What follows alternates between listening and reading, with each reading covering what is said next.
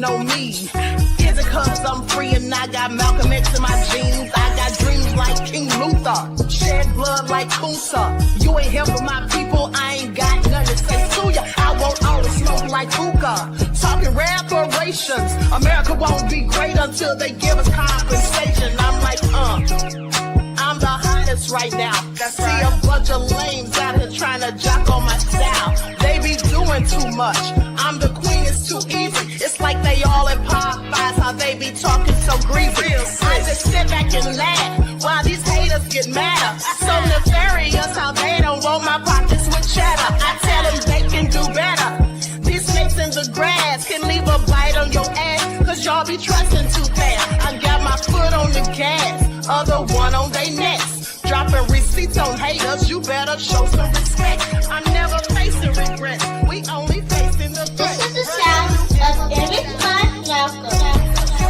It's a cut on the gas, other one on they necks. Dropping receipts on haters, you better show some respect. I'm never facing regrets, we only facing the threat. Running through every challenge like a relay, break no sweat. It's a cold game, so I got that blanket with me. Now that my people awaken, ain't no going to sleep. I do not play by my piece, this time I'm playing for keeps. You talking slick, but when I see you like them ends, we gon' meet. And I got gold all in my skin, God all in my blood, kings all in my circle. You touch one of mine, you son. They show no love for the queen, why they hating on me? Is it cause I'm free and I got Malcolm X in my jeans, and I got gold all in my skin, God all in my blood, kings all in my circle. You touch one of mine, you son. They show no love for the queen, why they hating on me? All right. Hello, everyone. Thanks for tuning back in once again to the original Queen Ahmadiyyah Shakur show. I'm your host, Queen Ahmadiyyah Shakur, and this is your daily vitamins. So as you're coming in, please feel free to go ahead and subscribe to the channel if you haven't done so already. Be sure to click that notification bell and click the word all so you're notified each time the Queen Goddess goes live. Okay, so let's get ready to get into it. But before we do, let's have a brief word from my sponsor at 12 Tribes. Do not buy 12 Tribes on Earth hair growth oil and hair magic elixir unless you want super healthy, gorgeous hair that grows. They have a whole line of amazing hair growth products, including hair growth leave-in conditioner spray, hair growth shampoo, hair growth spray, and hair growth butter. I'm starting to sense a theme here. They include quality natural ingredients. They smell amazing, and you can see the results for yourself. So if you're looking for healthy hair growth for your natural or relaxed hair, try 12 Tribes on Earth today.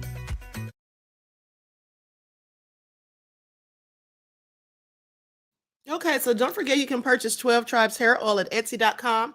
Just look for Lisa Crafts. You can also find it at Walmart.com.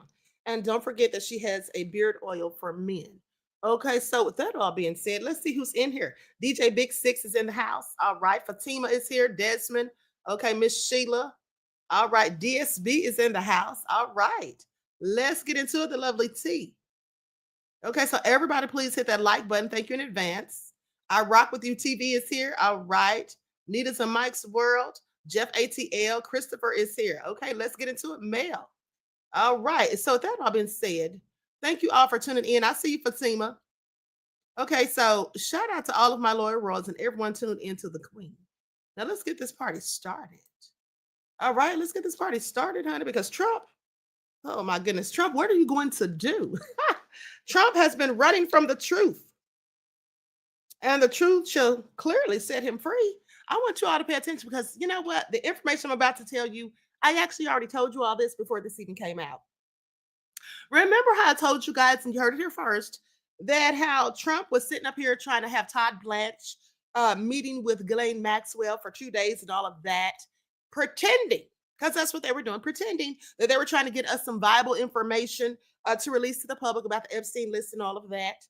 But the bottom line is, I told you all they wanted to find out is exactly what she knew about Trump, or to try to get her not to tell whatever she knew about Trump. And so now that's all come out because it has been exposed, mind you, by some inmates, no less, that in fact, Ghislaine Maxwell tried to make a deal with Biden. Ha! She tried, imagine that, first of all. Imagine that. She tried to make a deal with Biden and offered to give him the dirt and the scoop and to spill the tea on Trump. Isn't that something? But of course, that didn't work. As we can see, she's clearly still in prison where she belongs. And so that is why Trump had Todd Blanche meeting up with her, in my opinion, okay, to try to do damage control. All right, to find out exactly what she had in her, whatever she had that she knew. And so he could give her some sort of deal, probably to keep her from telling it. Okay. And I think that Trump's already offered her a pardon. That's why he said that he could do it. We all know that you could do it. You're president. And here's the thing, he may have already told her that he's going to pardon her when he's leaving office, because that's what presidents usually do. They pardon a bunch of people before they leave office. And then it doesn't matter who they pardon as far as they're concerned, because they're leaving office. So nobody can really criticize them. And if anybody does, they really don't care because they're no longer in the Oval Office. Okay, so I want you all to pay attention to that because I find it also interesting. And also, while I was doing my research, I found this old article from 1997. Let me just share it on the screen, honey. It's an old newspaper clip about Trump. And also, Epstein said that he and Trump were best friends for 10 years. That's a whole decade. Okay, I want y'all to pay attention. Trump is just a liar who lies. All right, and on this channel, what do here? We call out liars who lie. Okay, please pay attention. Now, we're about to get into the fat and the skinny of it, okay? We're about to break it all down, honey, because I got receipts on your arse today, Trump. As per usual, I have receipts on him. Now, let me share my screen so you all can see this for yourselves. Likes up, everyone, please like and share. Thank you in advance. All right, y'all see that? I find it all so interesting. How sweet Trump's Brit of all right. So just weeks after ditching his second wife, America's best-known billionaire, Donald Trump, has fallen under the spell of a 20-year-old English girl. Trump, age 50, who has failed in his bid to secure the services of Princess Diana's butler, Paul Burrell, was in search of another British trophy when he met London model Acosta di Giorgio at a party in Manhattan.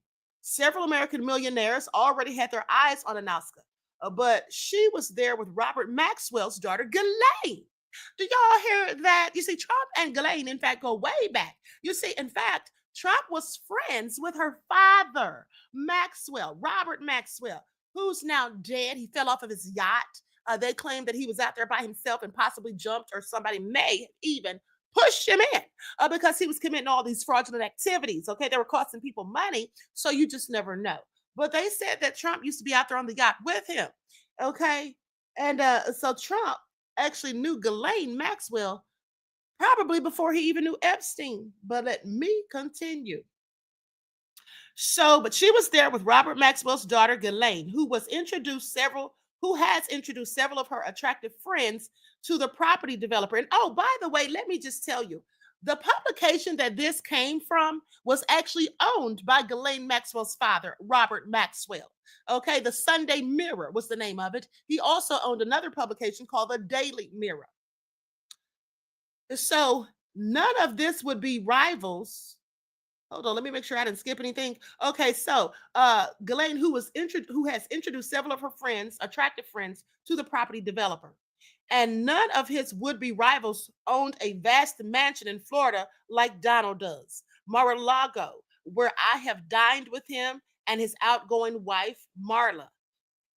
Okay, is enough to make any young girl go weak at the knees. Now, after their meeting, Trump flew Madam Maxwell. They called Ghislaine Madam Maxwell. Why do you think they called her that again? Yeah, because she was procuring people for these wealthy men, clearly. Now, flew Madam Maxwell and the model south to the Sunshine State, where all three enjoyed a happy weekend together. Now, mind you, there's no mention of Epstein, which further makes me think that, yes, he was friends with her before he even knew Epstein. Okay, so they enjoyed a weekend together. When they returned to New York, Acosta was installed in one of Donald's many apartments there. Miss DeGiorgio likes older men. She went out once or twice with Jonah Lumley's ex-husband, Jeremy Lloyd, who's 45 years her senior. Okay, do y'all see that? Doubtless, It is the start of a long, by Trump standards, it already is, but the start of a long friendship. Okay, y'all see that? There she is right there. Very lovely young lady. All right, 20 years old, and Trump was 50. All right, I want y'all to pay attention. I want y'all to pay attention. Trump needs to sit down somewhere. Nessa G says stealing retirement money from his employees. Exactly, beloved. Okay, exactly. Isn't it all nefarious? I mean, Trump can run, but he darn sure can't hide. All right, please pay attention. Now, with that all being said, let's talk about Robert Maxwell's money and power. Okay. This is Ghislaine's father. Robert Maxwell's strange and tragic death may have set his daughter Ghislaine on a path to Jeffrey Epstein, they say. You know, that's in fact one of the arguments that her attorneys tried to peddle when she was on trial. Trying to make her seem like she was forlorn, and because her father passed away tragically, that's what led her into the arms of Jeffrey Epstein so she could do her dirt. Sounds like she was already doing dirt even before. Okay, before her father died, because they were calling her Madam Maxwell for a reason. Okay. Now, with that all being said, here's her father right here. It's a picture of him and Ghislaine. Just want y'all to pay attention. There's Ghislaine, a young Ghislaine, and there's her father. I guess that's her mother right there. All right. And so anyway, let's get into it. So sailing on board a 50-meter yacht named after his favorite daughter as it cruised the Atlantic, Robert Maxwell had all the appearances of a man of good fortune. He was the domineering patriarch of a large family with a vast Italianate mansion overlooking Oxford, famous friends, and a helicopter that could take him to London at a moment's notice. However, after waking up from a fitful sleep on a cool November day in 1991, Maxwell was alone and apparently too close to the edge of the boat. Back home, the empire he spent 4 decades building was speedily unraveling, crippled by a mountain of debt the mogul was unable to pay. Now, with a scandal only days away from being made public, the billionaire had flown to Gibraltar for a few days' rest aboard his yacht. He spent his holiday dining out in his usual extravagant style, floating in the ocean and playing roulette at a local casino. Now, it seemed like the perfect break until staff went to rouse him from his bed one day and found his room empty. The official ruling at an inquest found he had died by a heart attack combined with accidental drowning. Others suspect he jumped in a desperate final act to avoid the trouble that was waiting for him upon his return home. And then there is another conspiracy theory that, while often ruled out as absurd, persists to this day, that Maxwell was possibly pushed. So those on board the Lady Ghislaine, that was the name of his yacht, claimed they never saw Maxwell tumble from the boat. According to the police report, the last time the media mogul was seen alive was at about 4:25 a.m. in the morning. By late afternoon, Robert Maxwell's body was found naked and floating offshore by the Spanish Coast Guard. Now, why would he be naked standing by the edge of the yacht when there were, in fact, staff there? That all sounds a bit suspicious to me. Maybe the people who knew that he had information because they were likely involved in his scheme thought he was going to snitch on them. Who knows? But anyway, his mysterious death set off a chain of events that culminated in the collapse of his newspaper empire, the bankruptcy of his children, and a wave of conspiracy theories that persist till this day. Ghislaine Maxwell's attorneys also allege that it set her on a path that eventually led her to Jeffrey Epstein. He was the poor boy from Czechoslovakia who escaped the Nazis, built a vast business empire, and went on to become one of the biggest names in the United Kingdom. Born Jean Ludwig Hyman Benjamin Hawk to impoverished Yiddish-speaking parents, Maxwell was selling trinkets on the streets of Bratislava in 1939 when the Nazis marched in. Almost every member of his immediate family was taken to Auschwitz, where his mother and most of his siblings were killed. However, 16-year-old, okay, I'm going to skip past all this. We don't need his life history. Now, with that all being said, he had a rivalry with Rupert Murdoch, okay, which is interesting because Rupert Murdoch is the same man that Trump has a rivalry with, okay? This is the man that Trump is suing for posting information about him in the Wall Street Journal about his ties to Epstein. See how all of these people just go and roam in the same circles, one name tied to the other. So anyway, with that all being said, now, I don't know if you all know this, but the Trump administration faces a lawsuit over these Epstein files. Trump administration faces first lawsuit to force release of the Epstein files. So a democracy-focused legal nonprofit sued the Trump administration on Friday for not releasing Jeffrey Epstein-related documents and then requested them in an expedited manner or an expedited manner.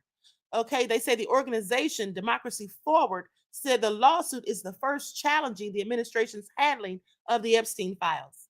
Democracy Forward asked the court to order the government to produce requested records. The lawsuit said the Justice Department and the FBI have violated the Freedom of Information Act. Right now, the Trump administration did not immediately respond to a request for comment. And also, by the way, remember how I told you guys? Now, I want you all to pay attention. That's right. Nessa G said it's one big puzzle. It absolutely is. But remember how I told you guys that when they were saying Trump, that is, was talking about they were going to get a judge to grant them permission to unseal the Epstein and Ghislaine Maxwell grand jury paperwork, those files, and how I told you all that that was a nothing burger, that there was not going to be any lucrative information in there. There was not going to be anything in there that we didn't already know, hadn't already heard. There was not going to be any bombshell explosive information, that it was all a nothing burger. Remember I told you that? And just like I said, the judge ruled that they would not allow them to unseal it because, for one, he said there's nothing there. He said there's no testimony in there. There's no witness statements. There's no information in there that's going to be lucrative or beneficial. And in fact, he said this was not Trump being transparent by trying to have these things released. It was actually Trump creating a diversion. That's what the judge said. He said it was merely Trump trying to create a diversion. Okay, remember how I keep telling y'all that that's all Trump does? Look over there, don't look over here. And that's also, just so you know, that's also why Trump deployed those troops in Washington, D.C. And now he's pretending to be so caught up with the crime rate in Mexico and Washington. The real reason he's doing all of this is so that we're not talking about the Epstein files, but I'm going to keep talking about it. Okay, I'm going to keep talking about it. At the end of the day, I will not be deterred. Okay, and neither should you. Okay, he's putting out all the stops, just trying to make us change focus and all of that. Okay, this is the whole reason he's talking about Washington, D.C.'s crime rate. We all know Trump doesn't give a damn about crime. He's a criminal himself. Please pay attention. All right. And so with that all being said, so they go on to say that Democracy Forward submitted Freedom of Information Act request seeking Epstein-related documents on July the 25th. Now, though the government acknowledged receipt of the original request, the appeal for urgency was ignored. Today's lawsuit seeks to force the government to treat the matter with the importance it demands. The request was for senior administration officials, their communication regarding the Epstein probe, including regarding correspondence between Trump and Epstein and records concerning agency review of the matter. And so Trump was definitely not going to give him that. Now, several House Democrats are mounting long shot efforts to force a House vote on making Attorney General Pam Bondi release all records related to Jeffrey Epstein. Now, this matters because Democrats are hoping to take advantage of a blow up between President Trump and his base over the Epstein files by forcing their GOP colleagues to choose between the two. Okay, to choose between them. Now, the Justice Department asked a federal judge in Manhattan on Friday to unseal grand jury transcripts related to disgraced financier Jeffrey Epstein after President Trump demanded they be released. The Justice Department's recent announcement that there was no Epstein client list has become a political headache for Trump, whose associates have been hyping conspiracy theories about Epstein for years. President Trump on Thursday directed Attorney General Pam Bondi to ask a court for the release of all relevant grand jury testimony in the case of disgraced financier Jeffrey Epstein.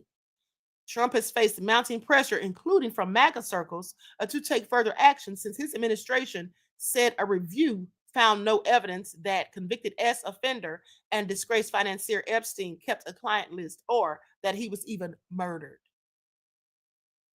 I mean, it sounds like the lies just continue. Okay, that's all it is. The lies continue. Now, with that all being said, let's talk about Ghislaine and this supposed dirt that she has on Trump. See, I told you all that's what it was about. The whole reason Trump was talking to her. Okay, I heard Ghislaine tell inmate that she had dirt on Trump. S trafficker's ex-cellmate gives extraordinary glimpse into Maxwell's life behind bars and reveals why her hygiene caused complaints. Honey, they said she was nasty and that she stank. Okay, this is all so crazy. I want you all to pay attention. But at the end of the day, Trump was trying to do damage control. Okay, that's what that was. He was trying to do damage control. Hold on, beloveds, because they want me to log in. Here we go with the BS. Hold on just a second.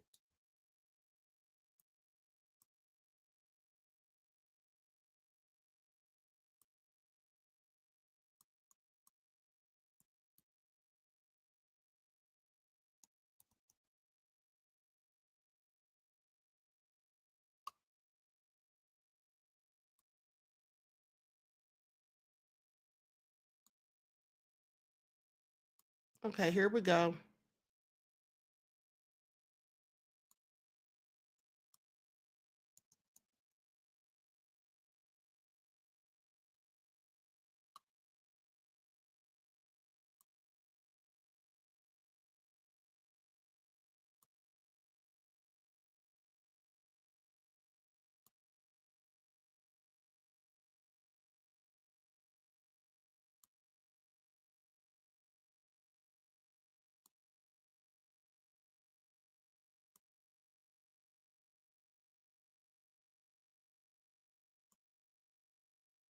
Oh my God, are you serious right now? Hold on, beloveds. I'm just going to go to this other article, but this one was so much more juicy. Hold on.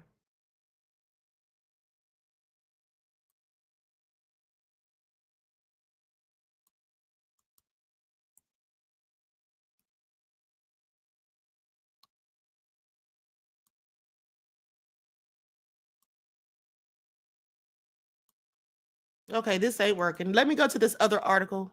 Just a second. Okay, here we go. Okay, so now here's what they say. Ghislaine Maxwell hit by wild claim that she tried to give Trump dirt. She tried to give Trump dirt to Biden. An inmate who bunked with Maxwell said it was common knowledge that Jeffrey Epstein's co-conspirator wanted a pardon from President Joe Biden. This lady's clearly desperate. Okay, the fact that she even thinks that she should get out on a pardon from any president is absolutely egregious as far as I'm concerned. Ghislaine Maxwell tried to offer President Joe Biden and his team dirt on President Donald Trump during the lead up to the 2024 election, according to a prison inmate. Maxwell is serving 20 years in prison for helping lure, manipulate, and groom young girls for disgraced financier Jeffrey Epstein, who died in prison in 2019 while awaiting trial on sex trafficking charges. But it was common knowledge among the inmates at the Federal Correctional Institution of Tallahassee that the low security prison in Florida, where Maxwell was housed until a few weeks ago, it was obvious to them that she hoped to avoid serving her full term by trading information for a presidential pardon from Biden. And this is according to a former inmate by the name of Catherine Komali. Okay. Now, she says, I heard her tell another inmate that she had dirt on Trump and that it was going to get her a pardon from Biden. I guess Biden's camp just didn't want to go down that route. So a lawyer for Maxwell shot down the claim in a statement and said, there are plenty of absurd rumors out there, but this one, patently false, might just take the cake.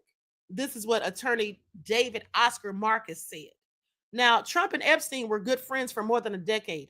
His name appears repeatedly in the FBI and the Department of Justice's investigation files, although he has never been accused of any wrongdoing. I hate when they say that because he's absolutely been accused of wrongdoing. Okay, Biden's Department of Justice concluded in a 2022 sentencing memo that Maxwell was unreliable and unremorseful, writing that she apparently decides when she wishes to disclose facts to the court, and those facts shift when it serves the defendant's interest. And this is absolutely correct because here's what I want you all to think about. Now, when Trump and his people were talking with her, they basically, when they were talking with her, they basically were acting as though they're trying to get information. But anything that Ghislaine wanted to say, she could have said it during her trial, which she chose not to testify. And one of the reasons that they say she didn't want to testify is because she'd already been caught lying, perjuring herself at least 3 times. Okay. And obviously, she didn't want to get caught up on cross examination. Okay. Surely. So they said if anything stands out from the defendant's sentencing submission, it is her complete failure to address her offensive conduct and her utter lack of remorse. This is what the memo said, noting that Maxwell had also participated in Essie actually abusing her victims. I told you all that. Her and Epstein were having threesomes with some of these people. Okay. This is what they were doing. Now, she lied about cutting ties with Epstein, lied about not receiving money from him, and lied repeatedly under oath during a deposition that was conducted as part of a civil lawsuit brought by one of the victims. In a brazen but perhaps not surprising twist, after Biden's team allegedly rejected her efforts in 2024, Maxwell is now seeking a pardon from the same man she previously tried to implicate, and that is none other than Donald J. Trump. During 9 hours of questioning with Federal Attorney General Todd Blanche, who is also Trump's former criminal defense attorney, Maxwell told Blanche earlier this month that she had never witnessed Trump behave inappropriately. She then was moved from the low security FCI Tallahassee to the minimum security federal prison camp in Bryan, Texas. And here's what I heard also. So they're saying that since she's at this new prison that's supposed to be more cushy and plush and all that, they said that there's outrage that she's there, that she's a whole PDF file and an offender who did such nefarious things. They don't even want her there. There's a whole uproar going on. People are outraged. And we all should know that that's obvious because, one thing about people in prison, they don't like people who do things, nefarious things to people underage. And so they said there's a whole big debacle going on about all of it. Now, the new prison is a dorm style facility featuring a study, a game room, and arts and crafts classes. Inmates can also take technical courses and are allowed to have video calls with families. She's living life, honey. Okay, please pay attention. Now, at FCI Tallahassee, 140 inmates were crowded into a horseshoe-shaped dormitory made up of sleeping cubes, where they all shared just 4 toilets and had no privacy whatsoever. That's where she previously was being housed. The building was hot and sweaty, and when it rained, the inmates put maxi pads in the ceiling cracks so they wouldn't get wet. Ew. And the food was also awful, according to Kamali. Said moldy lettuce, expired tomatoes, half-frozen milk and pancakes, and lots of beans and rice. The other inmates referred to Maxwell, a former socialite who studied at Oxford University and spoke 4 languages, as that big money biatch, according to Kamali. Her new prison houses other wealthy, high-profile criminals, including Theranos fraudster Elizabeth Holmes. Remember, I told you all that when she first got transferred, and the Real Housewives of Salt Lake City, the star Jen Shaw. They say, I believe Maxwell made a deal with the devil to get that transfer out of Tallahassee. That's what Kamali said. That's probably exactly what she did. And they also said that she would just refuse to take showers for days. And you know why they said she would refuse to take showers for days? Because they said that she was absolutely, hold on, who is this spamming the chat? Let me just put you up out of here. Yeah, I see we have a troll. Don't worry. They're out of here. Pay attention. Okay, don't come here spamming the chat. So with that all being said, they said that she was concerned about taking showers because she was afraid of dropping the soap, so to speak. Yeah, that's what they said. Afraid that someone would probably do to her what she had been helping Epstein to do. So anyway, with that all being said, now they talk about victims coming to the White House.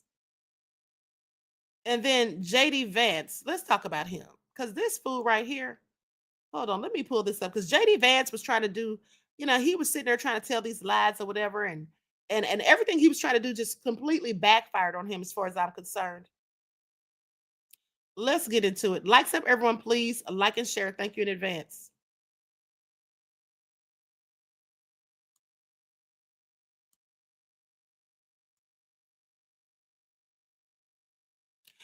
So JD Vance attacks Democrats over Epstein files, saying they did nothing.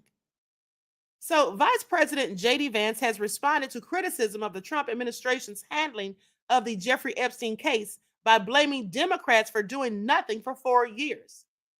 Well, here's the thing that I find interesting. Why is he trying to go in on the Democrats when in fact it was Trump himself who was basically claiming that he was going to come in and drain the swamp? Isn't that what he said? Didn't he say he was going to drain the swamp and he was going to be exposing all this stuff? That was just the lies that he was telling clearly. Okay, please pay attention. Now, at the end of the day, hold on, beloveds.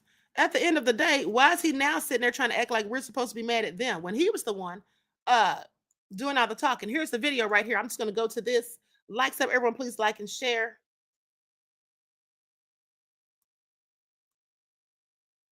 Now, just as a general rule of thumb, if you were trying to convince the public that there's nothing to see here, nothing at all, it's a very good idea to get your story straight. Not that Donald Trump has ever been particularly consistent on the matter of Jeffrey Epstein, but today, yet another whiplash moment in the Trump administration having to do with what exactly the American people are being asked to believe.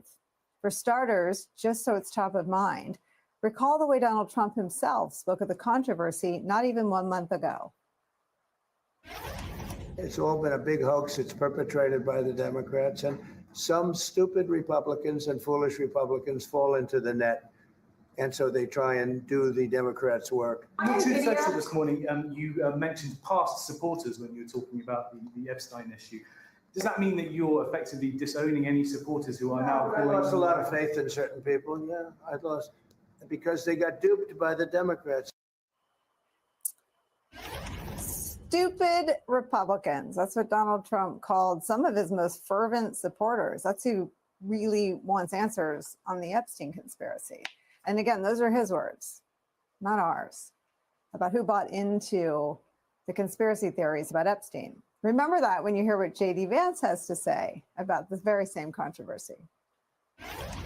I laugh at the Democrats who are now all of a sudden so interested in the Epstein files. For 4 years, Joe Biden and the Democrats did absolutely nothing about this story. We know that Jeffrey Epstein had a lot of connections with left-wing politicians and left-wing billionaires. And now President Trump has demanded full transparency from this. And yet somehow the Democrats are attacking him and not the Biden administration, which did nothing for 4 years. I laugh at the Democrats. For some reason, I don't picture him like really laughing ever at anything. Can you imagine the sound of JD Vance belly laughing? Me neither. All right, back to Epstein. For those of you keeping score at home, 1 month ago, the Epstein controversy, according to Donald Trump, was a complete hoax perpetrated by the Democrats. Today, though, the Democrats are apparently engaged in a cover-up to obscure the truth about the real scandal. Even though, again, there is no scandal, it's a hoax. If you're confused, don't worry, it's not you, it's them. In reality, the Trump administration's ongoing responses to Epstein-related questions are a tangled mess of their own contradictions.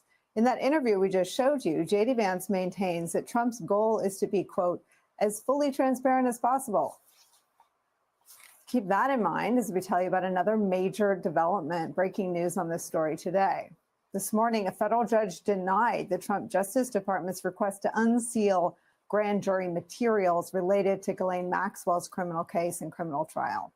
As part of that ruling, U.S. District Judge Paul Engelmeyer makes clear that the material in question, the grand jury material, does not identify anyone other than Jeffrey Epstein or Ghislaine Maxwell as having sexual contact with a minor. And the judge adds this, that, quote, with only very minor exceptions, the evidence from the Maxwell grand juries is, quote, a matter of public record already, and therefore would provide next to nothing new. More from that ruling, quote, the one colorable argument under that doctrine for unsealing in this case, in fact, is that doing so would expose as disingenuous the government's public explanations for moving to unseal. A member of the public appreciating that the Maxwell grand jury materials do not contribute anything to public knowledge might conclude that the government's motion for their unsealing was aimed not at transparency, but at diversion, aimed not at full disclosure, but at the illusion of such. A judge said that. A judge. The illusion of transparency, in that judge's words, is where we begin today with some of our favorite experts and friends. Former top prosecutor at the Department of Justice, MSNBC legal analyst Andrew Weissman's back. Michelle Goldberg is here. She's a columnist for the New York Times. She's also an MSNBC contributor, an MSNBC columnist and contributor, author of the To the Contrary newsletter. Charlie Sykes is here. Charlie Sykes, I'm going to start with you. J.D. Vance is in sort of the manosphere version of a mud fight with Marco Rubio to inherit the earth, to inherit the megaverse. This is not what Trump has been saying, that there is copious hidden material and in it is evidence of Democrats going to Epstein Island. Where did that come from? Oh, it does make my head hurt. But you know, the real mystery to all of this is what it could possibly be in these files that Donald Trump thinks will move the voters who have accepted so much. I mean, think about what Trump's base has been willing to swallow, what they have been willing to tolerate, that has not budged his support. And yet there's something about these files that has him twisting in circles, diverting, coming up with all of these, let's throw all the spaghetti against the wall, explanations from J.D. Vance. So, I mean, this really is the mystery, because Donald Trump has been, he has been immune from any consequences for any of his scandals. He's a convicted felon. He was indicted. He's a career criminal. He tried to overthrow the government. He was bragging about grabbing women by the private parts. He's been found legally liable for sexual abuse, and none of that has hurt his standing with the MAGA base. So what makes him think that this is different? Because his behavior certainly would suggest that there's something in there that he either has to keep covered up or that he has to spin with maximum effect. So, I mean, J.D. Vance's position, apparently he has been tasked with coming up with all kinds of, putting out the chaff, putting out the blue smoke in the mirrors, convincing people that there's nothing to see. And if there is anything to see, it must be left-wing Democrats. But again, coming back to it, what is in these files that has Donald Trump so in a bundle? Well, and Michelle, let's go with J.D. Vance's version that he says makes him laugh, which I do not believe. If it's all about Democrats going to Epstein Island, why isn't it out like this morning? Well, I mean, I think that that's the obvious rejoinder. The idea that Donald Trump is trying for sort of maximum transparency. It's transparently untrue, but I think that what you're seeing is that as the Trump administration tries to wriggle out of this, they're trying to redirect attention to Democrats. So you see them subpoenaing a bunch of people, Hillary Clinton, not Alex Acosta, certainly not inviting Epstein's victims who are coming forward to testify before Congress, but trying to get a bunch of Democrats thinking that they're going to somehow embarrass Hillary Clinton. At the same time, I mean, the other kind of big piece of this scandal has been the Trump administration's treatment of Ghislaine Maxwell, the meetings with Todd Blanche, moving her. We still have no idea why or what was promised to this minimum security prison that sex offenders are not supposed to be eligible to serve at. And so what did they want her to say? What did they want in exchange for that? One possible explanation is that they were hoping that she would point the finger at certain Democrats to take the heat off Donald Trump and give the base, the base might not get full transparency, but part of their dream for the whole unfolding of this revelation is that their enemies would be humiliated and punished. And on that front, let me ask you, Andrew Weissman, to pick up what the judge said in really stunningly stark words today about the goals of the request from the United States Department of Justice on releasing grand jury materials are, in his view, not about transparency at all, but about PR. Wow. I would say that Judge Engelmeyer nailed it. It is absolutely correct. His phrase that it is for the illusion of transparency. He is obviously aware that this was going to be denied, that there's no good basis to turn over the grand jury material, and that the courts and he was going to be viewed as a fall guy. So they could say, oh, look, we wanted to be transparent, but the judges stopped us. That is a lot of malarkey, to use the former president's terms. And that's what the judge is calling out. He's like, any day of the week, if you wanted to be transparent, you can turn over all of the non-grand jury information, which the government has said is hundreds of gigabytes. And so the judge is absolutely right to call this out, to say this is a complete sideshow. And that if he actually did grant this, all it would do is serve to show and prove up how disingenuous the administration is being. And everything that you're talking about with Michelle and with Charlie it's all the same, which is this is all a distraction, because all of this could be made public any minute by this administration. If they wanted to prove Democrats were behind it all, they could disclose everything. So it really leads you to believe the big question is there has to be something in these files that is so bad for Donald Trump. I mean, that is really the key here. It has got to be something worse than, I was involved in the Russia investigation. There has to be something there that Donald Trump is deathly afraid of. Wake up to where it's all happening. Best time of the morning. There's a moment at the end of the emperor's new clothes when the people begin to see the truth, when they start to recognize their leader is not wearing the finest stitching. He's just, naked.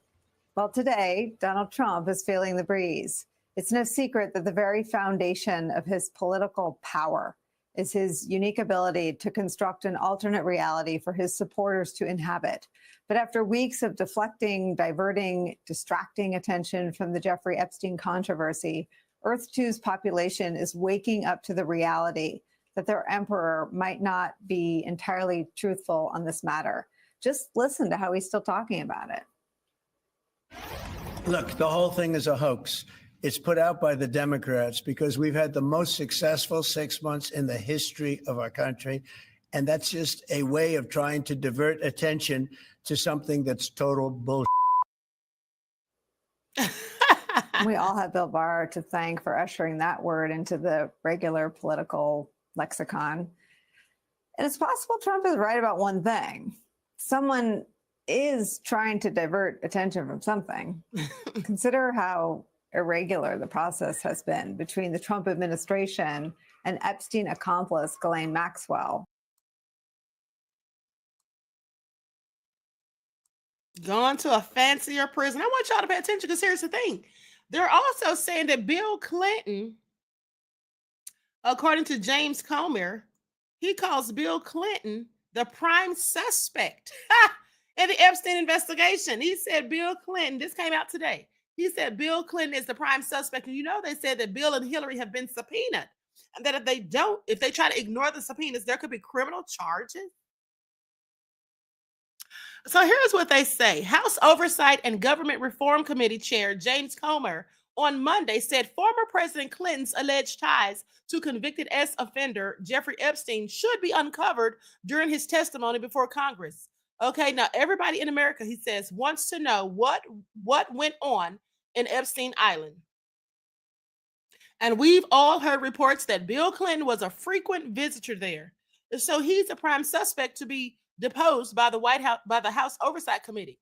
This is what he said Monday. I find that interesting. I thought Trump was the prime suspect. Now they're trying to bring it on the Democrats.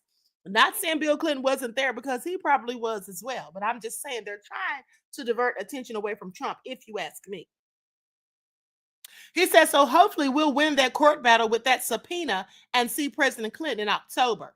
Now, Comer subpoenaed Clinton and his wife, Hillary, former Secretary of State, on August the 5th to give testimony to the House GOP's probe of matters surrounding Epstein. Why did they subpoena Trump? So the disgraced financier who died by suicide in 2019, Democrats have joined Republicans in backing the request, saying, I've never lost the subpoena battle. I've been chairman of that committee for a year and a half. This is the most challenging subpoena I've ever issued. But what makes this subpoena different is that the Democrats voted with Republicans. This is what Comer told Rob Finnerty. The Kentucky Republican added that he believes the subpoena will hold a lot of weight in court. The 42nd president could refuse to testify, but he would be then subject to repercussions from Attorney General Pam Bondi, saying if someone doesn't comply with the subpoena, we've seen it happen in the past in both my committee as well as on January the 6th committee, when the Democrats had the majority, and you can hold them in contempt of Congress, Comer said during an appearance on News Nation's The Hill last week. And with a Republican attorney general, that's something that I think that the Clinton legal team is going to think long and hard about. Former attorney generals William Barr, who served under Trump's first administration, and Merrick Garland, who served under the Biden administration, have also been summoned to testify. Ooh, honey, this is about to get real messy real quick, and I am here for all of it. Okay? Don't y'all love it when the snakes turn on each other? Don't y'all love it when they turn on each other? Okay, I have to agree, Emmanuel Brito, aka Summer Sunny. All right. So with that all being said, or Sunset Sunny. Okay, so with that all being said, honey, it's about to go down. It is about to go down. All right. So anyway, let me continue. So with that all being said, now this is a report from The Hill. They say, is there any reason to pardon Ghislaine Maxwell other than to buy her silence? Isn't that what I told y'all weeks ago? Okay, please pay attention. You heard it here first. So it's all about the art of the deal, the quid pro quo.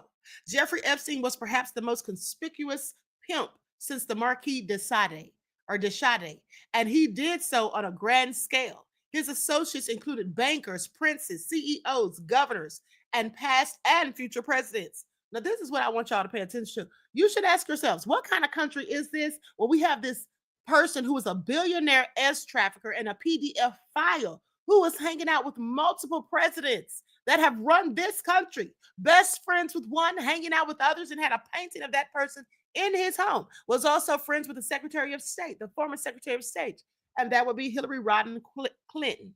Okay, I want y'all to pay attention. Now, one of Epstein's friends was President Trump. Their relationship lasted 15 years, and we don't know how their friendship got started, and we don't know the exact details of why it persisted or ended. We do know, however, that it has become an albatross for Trump in his second term. Now, during the 2024 presidential campaign, Trump, assuming that the Epstein files contained a list of prominent Democrats who were clients, promised his MAGA base that if elected, the government files would be released. Now, the Wall Street Journal has suggested Trump's own name could be in the files, which are closely guarded by his captive Justice Department. So what should we do? The first line of defense is deception. Pretend you are making full disclosure when you're really not. Vice President J.D. Vance proclaimed Trump's commitment to full disclosure, saying, first of all, the president has been very clear. We're not shielding anything. The president has directed the attorney general to release all credible information and, frankly, to go and find additional credible information related to the Jeffrey Epstein case. Now, what Vance failed to say is that Trump did not order his attorney general to disclose the files that would be the most credible information to be examined in all their stark significance. Trump prevaricated and ordered her only to unseal the grand jury minutes underlying the prosecutions of Epstein and Ghislaine Maxwell, indicted in the Southern District in 2020, tried and convicted in 2021, and sentenced to 20 years in prison in 2022. Any prosecutor will tell you that grand jury minutes are largely uninformative. Isn't that what I told you all weeks ago? They will not normally include the thousands of pages of video and audio tapes, witness statements, and other documentary evidence residing in the Justice Department's files. Also, grand jury minutes are by law secret and may only be unsealed by order of the court, where there are very narrow grounds. Justice Department lawyers went through the motions of a kamikaze mission to have the court unseal the minutes, and 2 federal courts have now denied that motion, just as expected. They say this ploy would hardly satisfy elements of Trump's MAGA base, which by now was screaming for full disclosure of the files that might tell the story, the full story, that is, of his relationship with Epstein. Now, the Republican controlled House Oversight Committee got into the act and they subpoenaed Maxwell to testify, as she presumably was in the room where it happened and could answer the key questions about the Trump Epstein relation. As might be expected, Maxwell invoked her Fifth Amendment right unless she was granted full immunity. A spokesperson for the committee replied that it will not consider granting congressional immunity for her testimony. What a charade. If there ever was a don't throw me in the briar patch scenario, this is it. That might have ended the matter. But what if Trump needed to be sure of Maxwell's silence? A peek at what Maxwell might say would help, don't you think? So would a deal about what Maxwell wouldn't say. So there was talk of clemency and even a full pardon. Trump said, well, I'm not allowed to give her a pardon. Or I'm sorry, he said, well, I'm allowed to give her a pardon, but nobody's approached me with it. Nobody's asked me about it. He had to do his due diligence first.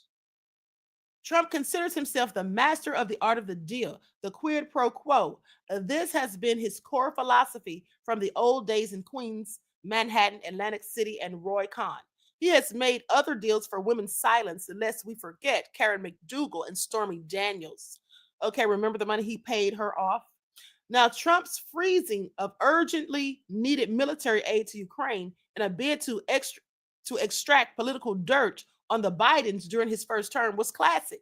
This quid pro quo led to his 2020 impeachment, a reference to which, as it just happens, was removed last month from an exhibit at the Smithsonian Institution.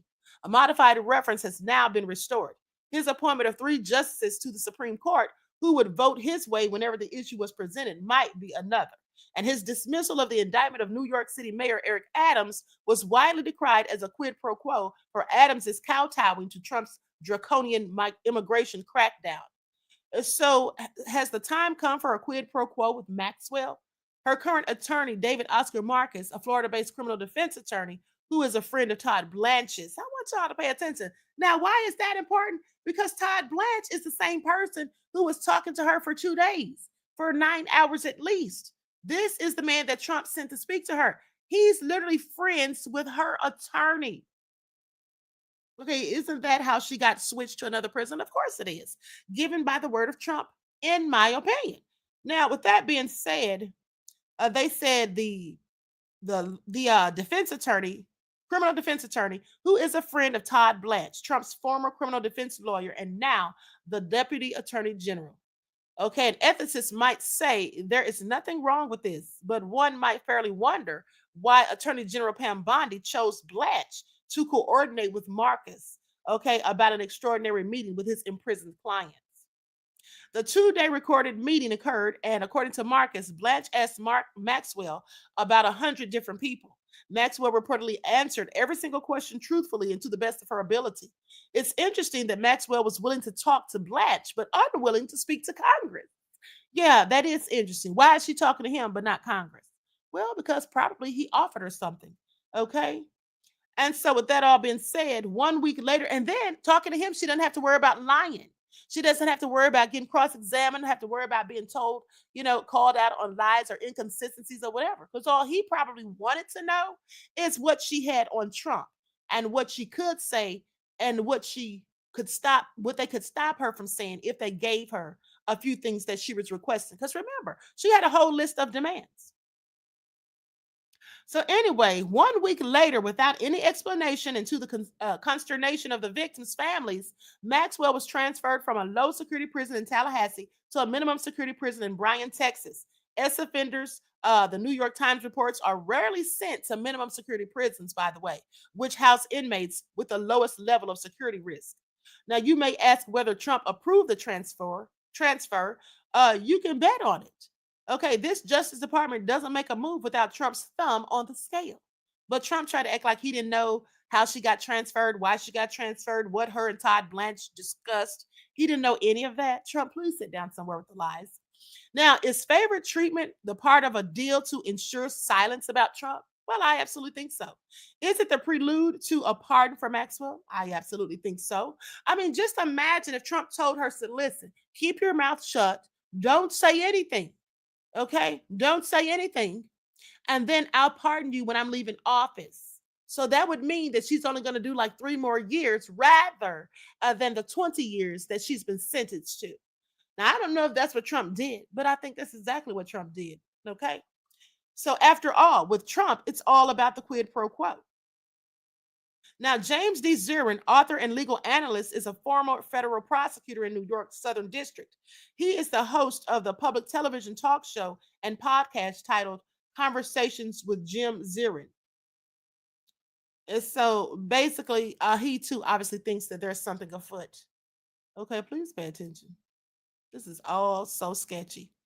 See, I just want you all to pay attention to how all of these people seem to be so underhanded, so dirty and sketchy. You can't trust any of these politicians. That's what you can't do.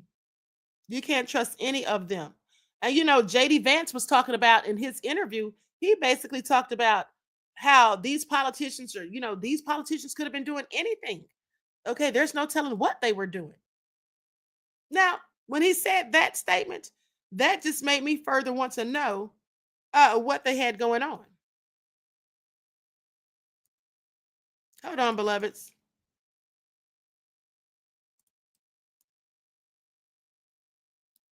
And then the nerve of him to try to go in on the Democrats when in fact it was actually Trump who offered to spill the tea. Okay. So JD Vance just dug Trump deeper into the Epstein hole. That's what's been reported. Hold on, let me go to this video right here and see what JD's talking about.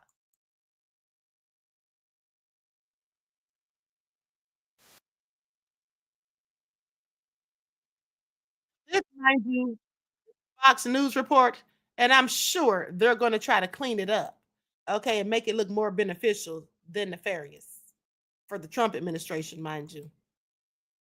Meanwhile, we're still waiting for accountability on the whole Russia collusion made-up story. Yes. Now that DNI, Tulsi Gabbard, has released all of those classified documents, we're actually seeing who was behind all of this. Do you want to see indictments? I absolutely want to see indictments, Maria. Look, of course, you got to have the law follow the facts here. You don't just indict people to indict people. You indict people because they broke the law. But if you look at what Tulsi and Kash Patel have revealed in the last couple of weeks, I don't know how anybody can look at that and say that there wasn't aggressive violations of the law. What they basically did is they defrauded the American people in order to take Hillary Clinton's presidential campaign talking points and turn them into intelligence by defrauding the American people, defrauding the intelligence agencies, lying about what the intel said. They would take something that supported a Hillary Clinton campaign talking point, and they would overemphasize it and exaggerate it. They took anything that actually contradicted that narrative and they buried it deep. And through that, they actually laundered Hillary Clinton's presidential campaign talking points through the American intelligence services. That's a violation of the people's trust. That's a violation of what our intelligence services should be doing. And I absolutely think they broke the law. And you're going to see a lot of people get indicted for that. Here's the thing that should really bother the American people. What do you want our intelligence community to be doing? I want them to be catching bad guys. I want them to be making sure that terrorists aren't going to kill innocent American civilians.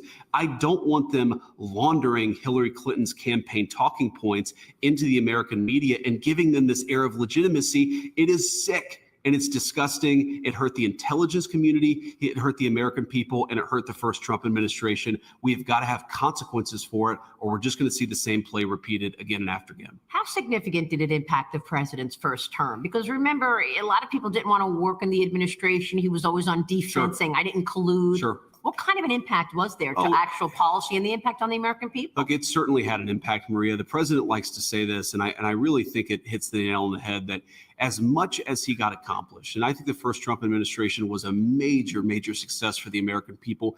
He was both governing, but also I'm going to fast forward. Centers right here in the United States of America. We're seeing a manufacturing boom in this country. That principle is what now drives the American economy, and people can make their own decisions. Yeah, you can make it overseas if you want, as the president said, but you're going to pay a big fat tariff before you access America's market, so you might as well build it right here at home. Is Europe as aligned with the United States as it should be? What did you make of the backlash over the Switzerland 39% tariff? I'm wondering your assessment of Europe today. Look, we love Europe and obviously have a great relationships. We sometimes have some disagreements. I think the president was particularly gratified that the Europeans really have agreed and committed to open up their markets to American car manufacturers, to American farmers. Those are big wins. If you work in farming, if you work in agriculture, if you work in automation. Okay, I'm tired of that babble. That was clearly the wrong video. That is not what I was trying to hear. Okay, DJ The Truth TV said JD is a clown. Of course he is, and so is Trump. Listen, we're going to talk about somebody else that Trump had appointed at one point that also had ties to Epstein. Okay, please pay attention. This man is so nefarious, and the lies are quickly coming unraveled. Okay, they are quickly coming unraveled. Now, I think this is the video that I was looking for. Okay, shout out to the David Pakman Show because he has the video. Okay, so with that being said, let me just put an overlay on this.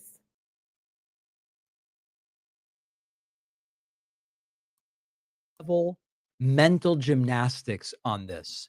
And one of the funniest things is that JD Vance attempted to link Jeffrey Epstein's criminal legacy to Democrats. One of the really funny things is that Trump was a Democrat at the time that these things are alleged to have happened. Exactly. It's lost on JD. Take a look at this clip from an interview on Fox News, and there's a lot to talk about here. Full transparency, but I have to say, Maria, I laugh at the Democrats who are now all of a sudden so interested in the Epstein files. For 4 years, Joe Biden and the Democrats did absolutely nothing about this story. We know that Jeffrey Epstein had a lot of connections with left-wing politicians and left-wing billionaires, and now President Trump has demanded full transparency from this, and yet somehow the Democrats are attacking him and not the Biden administration, which did nothing for 4 years. Was it the right move for Comer to send subpoenas to the Clintons? It absolutely was. And it drives home how, while the Democrats have tried to make this Epstein thing about anything but the fact that Democrat billionaires and Democrat political leaders went to Epstein Island all the time. He doesn't even realize that he's telling on Trump. He doesn't even realize it. Trump was absolutely a Democrat, okay, when he was friends with Epstein. If you remember, I told you all that Trump was a Democrat when he put out that poster, that big banner or whatever about the Central Park Five, okay, that he paid like $80-some thousand for calling for them to get the death penalty. He was a Democrat at that time. Okay, and he was one for years. Okay, so JD, you're not doing him any favors. You sound ridiculous. Who knows what they did, but it's totally reasonable to ask these questions. What you saw in the House's subpoena is they are trying to investigate all of the things related to this particular case. I know a lot of Americans want answers. I certainly want answers. And I think James Comer and the team of the House, they're doing the right thing. And of course, we know that Clinton, or allegedly he went to the island 26 times, 28 times. And we also know that Trump was on that darn flight, Epstein's Lolita Express, at least 7 times, JD Vance. Funny you didn't mention that, but let him continue. Totally appropriate for Comer to be asking what was going on at that island. Notice how he has no mention of the fact that the Attorney General already told Trump, sir, you're in the files. Now, if Trump really wants full transparency, if he's going to be the transparent magnate that JD Vance says that he is, then tell Pam Bondi, release everything now. Trump has the keys, and now they're hiding behind, well, he's directed Bondi and Bondi's equivocating. Just put it out. If he's really transparent, what is the holdup here? Now, I do think that this thing about Democrat billionaires, Trump was a Democrat billionaire when these things were allegedly going on. Exactly. The big parties with the celebrities, the donations to the Democrats, buddy with the Clintons. So JD's whole framing here that this is just a left-wing problem, Trump's a noble truth teller helping to expose it, the most basic fact check collapses every single one of those claims. And JD Vance's job here really isn't to make sense. Like, and Maria Bartiromo's job doesn't seem to be to actually get any sense out of him. What Maria is doing is allowing JD Vance to give explanations that don't make any sense. Trump is the guy who's transparent here. All these Democrats seem to have been associated with Epstein. Well, Trump was a Democrat at the time. Trump was told by the Attorney General he's in the files. And Trump, if he really wanted this stuff released, they want to pretend like Trump can't simply override whatever safety mechanisms and review protocols and redactions. Isn't that what I told you all days ago? I told you all this last week. I said, listen, when they're saying the judge shut it down and said that they couldn't release the files or whatever, the grand jury files, I said, if Trump really wanted to, he could do that, but it's nothing but a nothing burger anyway. I said, since when does Trump listen to reason or to federal judges? He's had them arrested. We know that he's full of lawlessness and he does whatever he wants. Okay? We know that Trump does exactly whatever he wants to do. He makes no sense. And all this different stuff. If Trump wanted it done, he goes to Bondi and he goes, listen, Pam, release everything now. Release it all. I want it released by midnight. And if Trump said do it, it would be done. That's not what they're doing. Trump's not being transparent.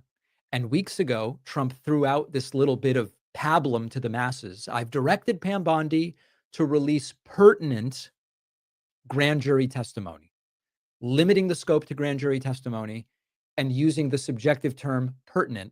Who decides what's pertinent? Right. So JD is working really hard here, really hard, to try to take the attention off of Trump as potential co-conspirator or perpetrator, which, by the way, we don't even know that that's the case.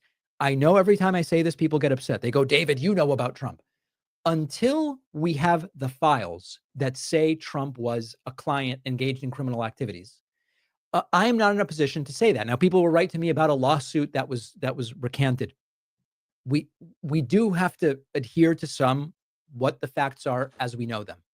It's conceivable that Trump is in the files as an associate of Epstein, and that's bad enough, and that he was buddy-buddy with Epstein and others who were committing crimes long after he knew what was going on. That it could be that. If we have evidence of more, then of course I will tell you. But it doesn't have to go to the worst case scenario to realize this guy's not being transparent and JD Vance is trying to distract from all of it.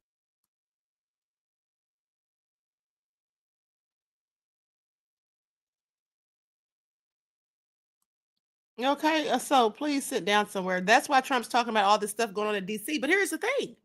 Now, when JD says that, oh, the Biden administration had 4 years and they never said anything about it, well, Trump's probably glad they didn't say anything about it, because if they had, they likely would have given Ghislaine Maxwell some sort of reward, maybe not a pardon specifically, but given her something for her to give them the information that she claims to have on Trump. But here's the reason why people are asking, Trump about all of this. Because these are the lies that were put out and perpetuated. Listen to this. Jeffrey Epstein's private island circle in blind panic as Donald Trump threatens to release names. Donald Trump says he'll release names of a string of high-profile men said to include several Brits who visited ex-offender Jeffrey Epstein's Caribbean island if he's reelected in November. That's why people are asking Trump, JD Vance, stop acting stupid and playing games. Okay? They say that for decades, only a handful of men, including the PDF files, they say the pal Prince Andrew, are known to have visited Little St. James. But now dozens of the rich and powerful, can reveal, which the mirror reveals, include several Brits who have so far lived under a cloak of anonymity. One now fearful they could be identified if Trump is reelected in November. All the lies.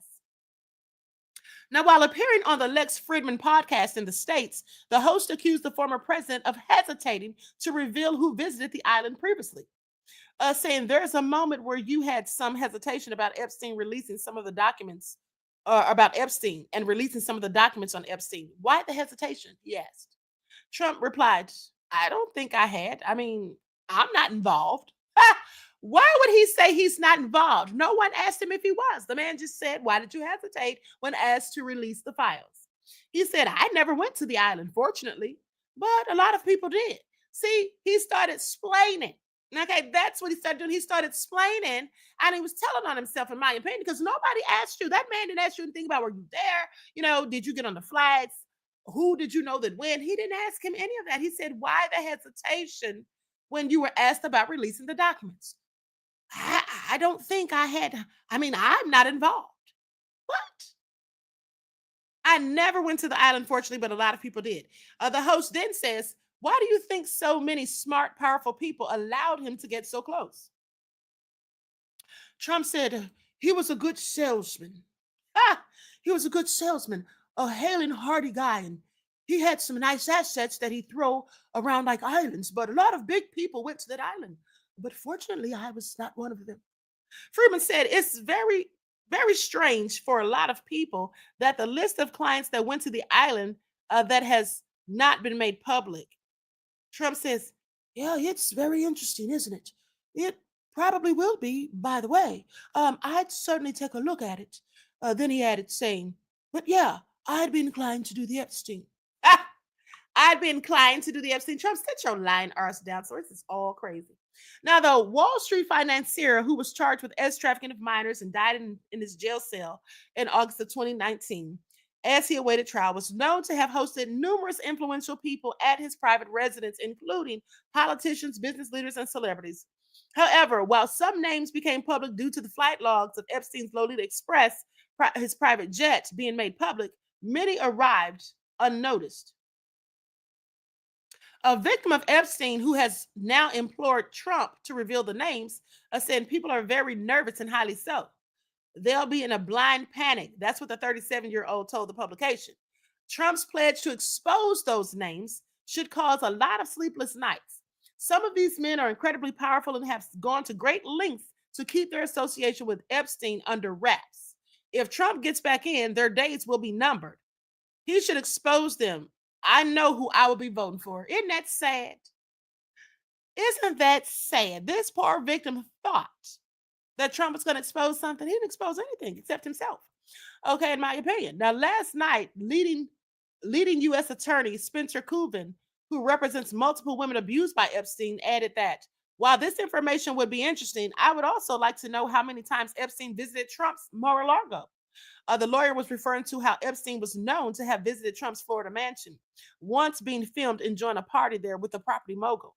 Mar-a-Lago was also where Epstein and his convicted teen trafficker, Madam Ghislaine Maxwell, recruited their sex slave, Virginia Giuffre, who would later go on to allege that she was loaned out to Prince Andrew to sleep with on several occasions by Epstein.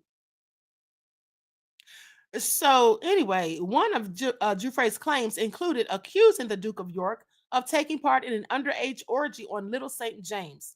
Andrew has strenuously denied her claims against him and insisted he has no memory of ever encountering his accuser. No memory, not to my recollection. That's what people always say when they're lying or when they don't want to reveal what they know. So legal experts have cautioned that disclosing names without concrete evidence linking them to criminal behavior could lead to significant legal challenges. If Trump releases a list of names, he could be opening himself up to serious risk. That's what one legal analyst said. It's just not a matter of public interest. It's about the reputation and rights of individuals who may be implicated without due process. There's nothing to suggest any visitor knew of Epstein's offending or took any part in it. This is all a load of BS. You see how they're covering for these people? And these same people that are covering are the same people who are involved in it, as far as I'm concerned. Saying there's nothing to suggest that they had anything to do with it just because they were there at the island. Okay? We've no proof that they did anything wrong. Listen. Okay, Pretty Wing said memory loss. Exactly.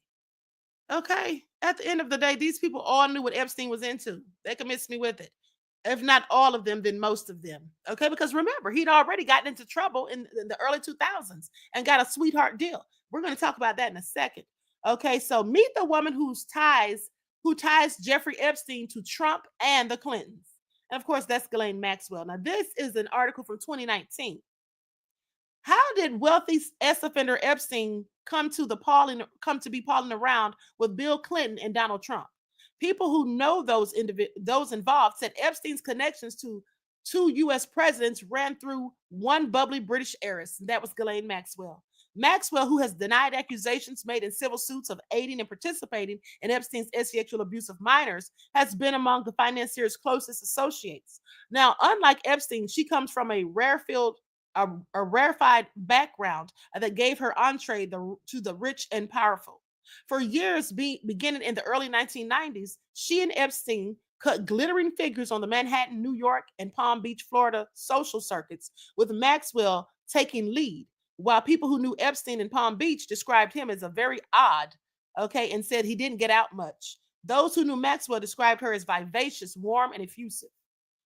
Her family knew Trump before Epstein even arrived on the scene, and she continued to socialize with Chelsea Clinton after Epstein was jailed on his offenses.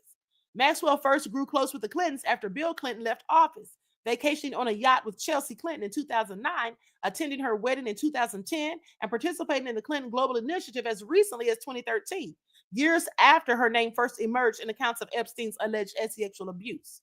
Now, Ghislaine was and see, that's how you know they knew. I want you all to pay attention. Bill and Hillary Clinton and Chelsea, their daughter, were hanging out with Ghislaine after Epstein got the sweetheart deal. So they absolutely knew that he was a PDF file. Okay, so that should tell you everything you need to know about them. Okay, now, and the witnesses have already told us what we need to know about Trump. So, or the victims, shall I say. Ghislaine was the contact between Epstein and Clinton. A person familiar with the relationship gave this information, saying she ended up being close to the family because she and Chelsea ended up becoming close. Lawyers for Maxwell did not respond to requests for comment, and a spokesperson for Clinton disputed the idea that the two were ever close. Trump's ties to Maxwell and her late father, the publishing tycoon Robert Maxwell, meanwhile, go back even further, at least to the late 1980s. They say he really likes her, said Stephen Hoffenberg, a former mentor to Epstein who pleaded guilty in 1995 to running a massive Ponzi scheme, of Trump and Maxwell. He was friendly with her father. So in the 1980s, Trump and Robert Maxwell, they rubbed shoulders on the high-flying Manhattan party circuit. An item from a May 1989 gossip column placed Trump and both Maxwells at a party aboard the elder Maxwell's yacht, named the Lady Ghislaine. Now, that featured caviar flown in from Paris, former Republican Senator John Tower of Texas. And the item notes that Trump compared his own larger yacht with Maxwell's. So as it happened, Trump's yacht, the Trump Princess, had originally belonged to the Saudi arms dealer Adnan Khashoggi, the uncle of slain Washington Post contributor Jamal Khashoggi. And Maxwell's yacht had originally belonged to one of Adnan's brothers. 2 years later, Maxwell fell off the yacht in the middle of the Atlantic Ocean and drowned, a sensational death that was ruled accidental. Okay, so with that all being said, now let's talk about this man that Trump hired, who actually was the same man who gave Epstein the sweetheart deal. See, Trump can't get out of this. All roads, no matter how you slice it, no matter what the Republicans try to do, no matter how J.D. Vance tries to frame it, at the end of the day, all roads lead back to Trump. Okay, all roads lead back to Trump. Trump appointee forged a sweetheart deal for a rich pervert. But are we surprised? Now, does this surprise you? Donald Trump, an old partying pal of confessed pervert Jeffrey Epstein, whom he called a terrific guy, said yesterday that he feels badly for Alex Acosta. Seriously, does this surprise you? Okay. Now, how many times do we need to be reminded that powerful men instinctively protect other powerful men at the expense of female victims? How many times do we need to be reminded that Trump's drain the swamp rhetoric is fraudulent, and that quite the contrary, he has stocked it with a few new creatures? Acosta is a classic example. Did anybody bother to vet this Trump nominee? Thanks to the new federal indictment unsealed on Monday that charges rich financier Epstein with child trafficking, and thanks to the federal raid on his New York mansion, which uncovered a photo cache of naked young people, of the female persuasion, Acosta is finally being scrutinized and will hopefully be ousted from the cabinet for his 2007 decision to slap Epstein simply on the wrist. So back then, down in Miami, Acosta was the U.S. attorney. Given the severity of the federal S abuse indictment filed against Epstein at that time, and matter of fact, it was 53 pages long, in case you all didn't know. Okay, it listed 36 potential victims, some young enough to be in middle school. Isn't this all sick? The negotiated plea deal was a veritable gift to the defendant. Yes, it forced Epstein to register as an S offender, but after pleading guilty in a state court to just 2 counts of soliciting prostitution, he only served 13 months in a county jail, and 6 days a week he was allowed to leave the place and work for 12 hours a day in his West Palm Beach office. But Acosta's help to the rich and powerful was far worse than that. His deal actually gave Epstein and 4 accomplices, along with any potential co-conspirators, full immunity in Florida.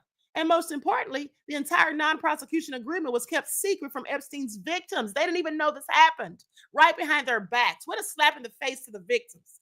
A blatant violation of the Federal Crime Victims' Rights Act. As a result, the victimized girls had no opportunity to protest the deal in court. You would think that a regime that vowed to drain the swamp, okay, Trump, that is, a regime that vowed to be tough on crime, again, Trump, okay, would flinch from nominating for a cabinet post a guy who gifted a veritable and verifiable get out of jail free card to a notorious predator of young girls. But you should not be surprised to discover yet again that this promise, okay, and the performance is something that clearly didn't bother Trump. And how ironic is it that Acosta oversees the federal agency that is tasked with the oversight of the nation's labor laws, including those that prohibit human trafficking? Michael Reeder, who helmed the Palm Beach Police Department at the time of the 2007 deal, said that the appropriate authorities should apologize to the victims for the way that this was handled by prosecutors in Florida. And Jack Scarola, a lawyer who represents several of the victims, said that Acosta's deal was unprecedented and a patent abuse of prosecutorial discretion. We don't know whether Trump, Bill Clinton, or any of the other high-flying Epstein bros shared their host predilections. Federal prosecutors in Manhattan who filed the new indictment alleged nothing of the sort. But yesterday, Clinton's office put out a statement denying any and all knowledge and participation. Trump said that I was not a fan of Epstein, although that clashes with his previous praise of Epstein, mind you. Okay, in 2002, he told New York Magazine, I've known Jeff for 15 years. Terrific guy. He's lots of fun to be with. It is even said that he likes beautiful girls and women as much as I do. And many of them are on the younger side. Trump, sit down somewhere. But now you don't know him. Now you work close with him. So we may never learn whether or to what extent Epstein's powerful male partying pals were in any way complicit. But what we do know is bad enough. The current regime in Washington is a misogynist sinkhole. Trump defended his staff secretary, Rob Porter, long after it was obvious, via documented photographs, mind you, that Porter had beaten his wife. He said very strongly that he's innocent. Trump defended Alabama Senate candidate and accused Lester Roy Moore, despite a slew of credible women. He totally denies it.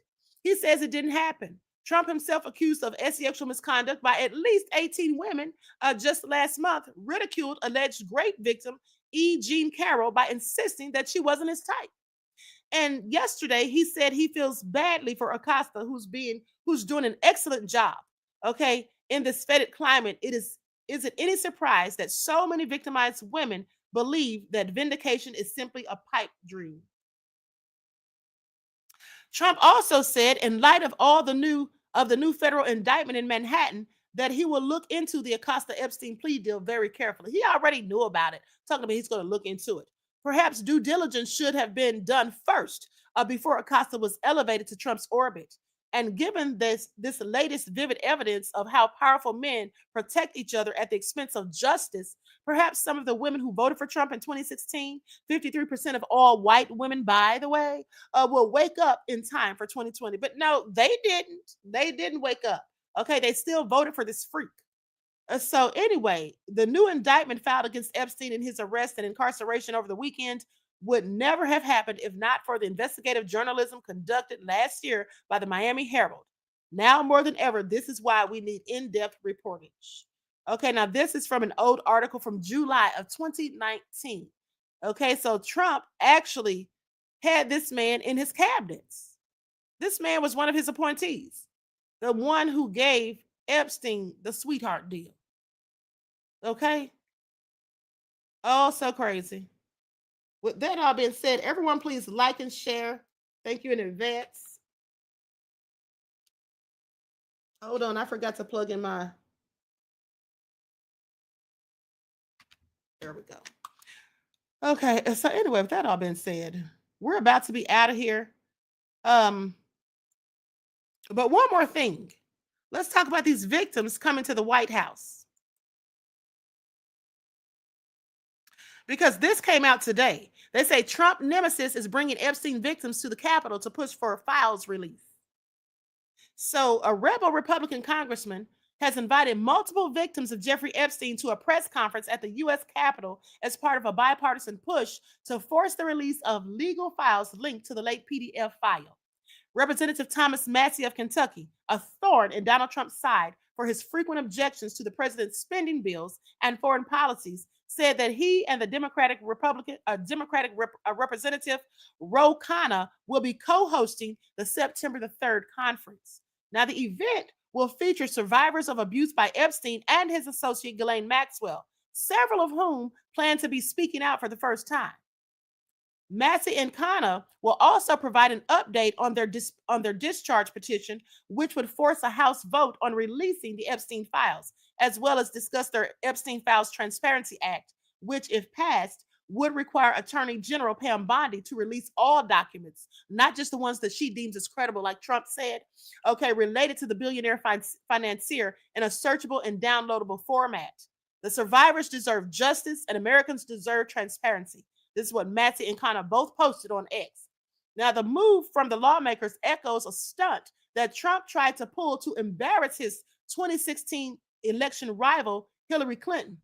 Ahead of the October 2016 televised presidential debate, Trump appeared at a press conference with 3 women who accused former President Bill Clinton of sexual assault: Juanita Broderick, Paula Jones, and Kathleen Wiley, as well as a 4th woman who was raped as a child by a man that Hillary Clinton defended during her legal career.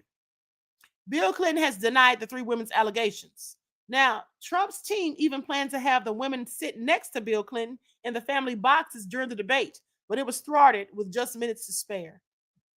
Trump is so low down and dirty, but now it's all coming back to haunt him. Even before Massey helped pile on the pressure on Trump over the administration's backpedaling on its promise to release the Epstein files, the Kentucky congressman had felt the wrath of the president.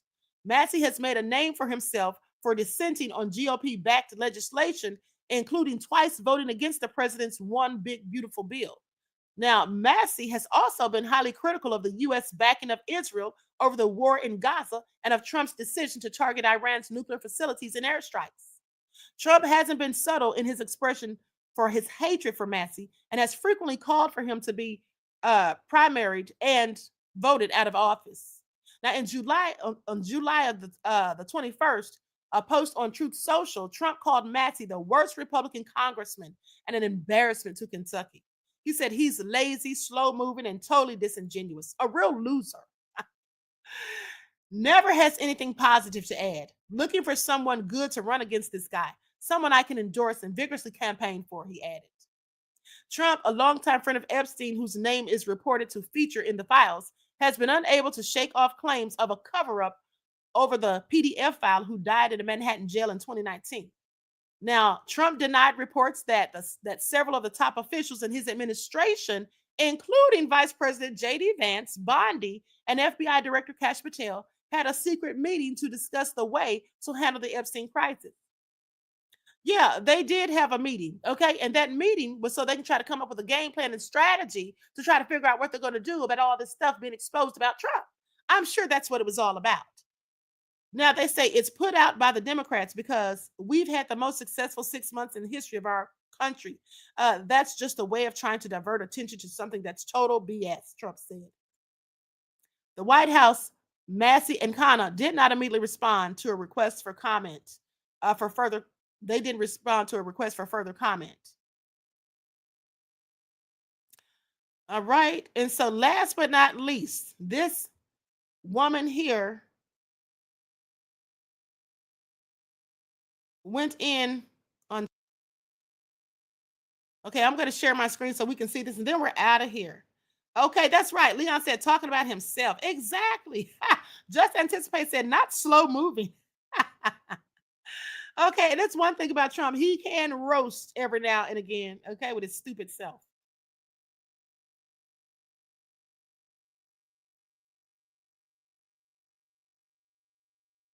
You know, I think it's important that people understand something here about law enforcement officers and at every level, right? Like I mentioned in the last segment, I come from a police family and I bleed blue.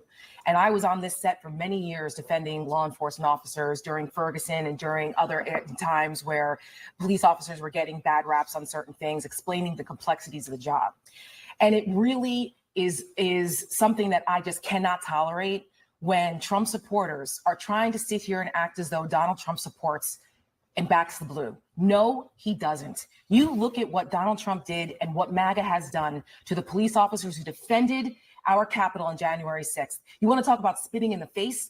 Donald Trump spit in the face of every single one of those officers who took that oath to protect and serve on January 6th when he pardoned those insurrectionist bastards and who wanted to take down our Capitol and stop the free and fair peaceful transfer of power.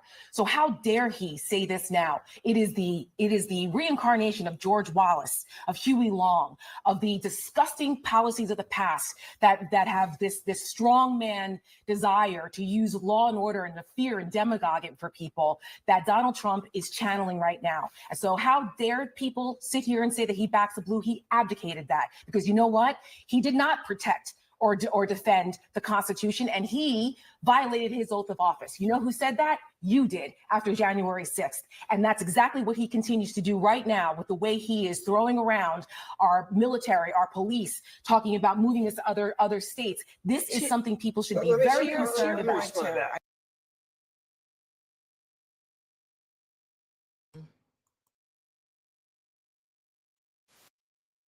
Okay, so you all heard that. At the end of the day, D Major said, yeah, Trump can roast, but can't take a roasting. That's one reason he doesn't like Obama. Exactly.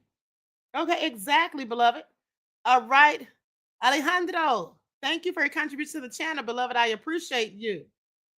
Okay, so Easy says a black blonde and puts laughing emojis.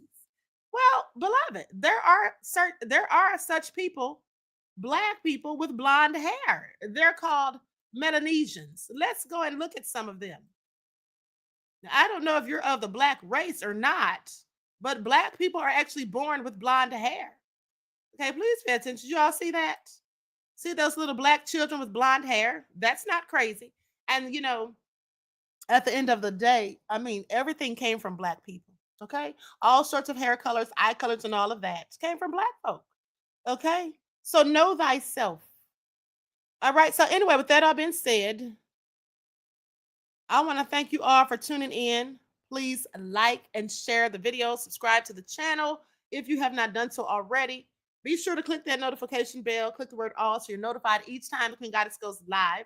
All right, each one teach one. That's how we're going to thrive. Do something productive, constructive, but never destructive. And always remember, beloveds, to keep the Most High first in your lives. Easy said hers is fake, Queen. Come on, Queen. Well, it may be fake, but a lot of women wear fake hair. Now, does it matter because hers is blonde? I thought it looked nice on her. Beyonce wears blonde hair. Tina Turner wore blonde hair. I mean, at the end of the day, black people are born with blonde hair. So why can't she wear it, beloved? That's all I'm saying. Okay, so anyway, everyone enjoy the rest of this beautiful day. I will see you all bright and early in the morning for your morning wake-up call. Until then, peace.